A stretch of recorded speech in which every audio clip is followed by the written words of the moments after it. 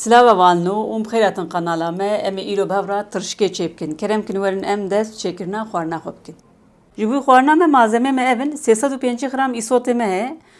350 gram bacanê reş yan 10 bacanê reş û weka 2 kilo jî bacanê me sor hene 5 kirtik sîr, kevçiyek xwe û piyaneka çayê nîvî hinek zêtir rûnê me heye û pîvazeka me heye. Kam destpêkê de pîvaza xwe hûr bikin. Em ê pîvaza xwe hûr kin bixine qûşxana xwe wisa gir gir em ê hûr bikin.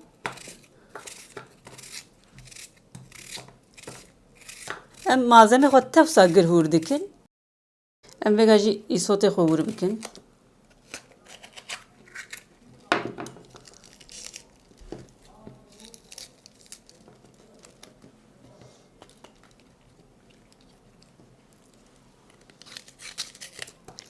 Wan jî gir hûr bikin. Ev tarifa dayika min e berê ewilî çawa çêdikirin aynî wisa nîşanê me daye em jî wisa çêdikin em hê jî wisa çêdikin. Em ê vêga jî bacanê xwe reş bixine navê em bacanê xwe reş em ê van qemçika wî jî bixine navê.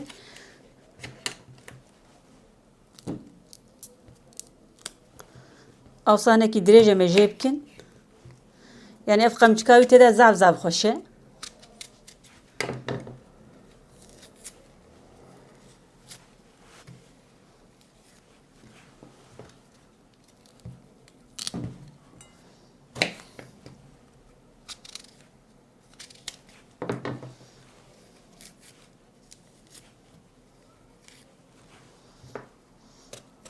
Em ê bacanê xwe reşî dîsa wan jî wisa ewlî dirêj dirêj jêkin û dûra gir gir hûr bikin.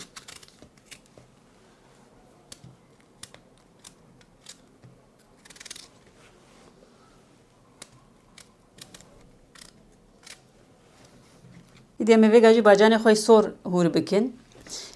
Berê me ji baxçê xwe danî ji ber wînekê nehewce me qaçilê wan ka ji serê rakira lê vêga mixabin em ji marketa dikirin ji ber wî me qaçilê wî serê rakir. Em ê wan jî wisa gir gir hûr bikin.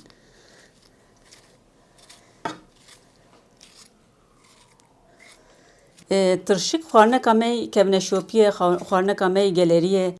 Li heman demê hatiye çêkirin ez sa bawerim ku di ser sifra her Kurdî de tirşik heye, tirşik hatiye çêkirinê. Di sifra Mîrûbeg û Axa de jî tirşik hebiye û di sifra gundiyekî şivan û gavanekî de jî tirşik hebiye. Xwarinê me Kurda ji xwezayê hatine çêkirin. Goriya demsalê jî guher ye. Ji bax û bostana, ji heywana, ji genê hatiye çêkirinê ji ber wî em dikarin vê jî bibêjin yani em dikarin bibêjin ku xwarinê me Kurda wekeviyê xistiye nava mirovahiyê statû nava xwarinê me Kurda de tinin. Herkes weka heve. Yani xwarinê me Kurda em ser tirşikê vêga xeber didin. Di şînê de jî çêbiye, di şayiyê de jî çêbiye û di xwarina ku danekî de jî hatiye çêkirinê ji ber wî xwarinê me Kurda weka vêga statû nexistiye nava mirovahiyê em bi wî jî serfinazin. Em ê vêga jî wisa bacaneka xwe biguvêşine navê. Gel ku bacanê wê wisa nerm û ew tê de hebin biguvêşine navê temayî daha xweştir dibe ava wî jî daha tîr dibe. Vêga jî sîrê xwe hûr bikine serê.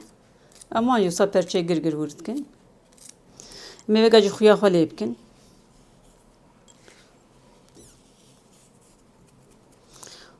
Rûnê xwe jî berdine serê.